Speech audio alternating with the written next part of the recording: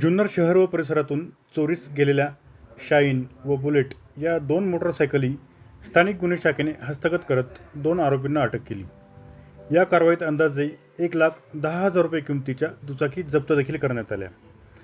समर्थ बाळासाहेब ढगे राहणार ओतूर व अथर्व सचिन साबळे राहणार ओतूर अशी अटक करण्यात आलेल्या आरोपींची नावे आहेत। सीसीटीव्ही फुटेज व गोपनीय माहितीच्या आधारे स्थानिक गुन्हे शाखेच्या पथकाने कुमशेत फाटा येथे सापळा रचून दोघांना ताब्यात घेतले।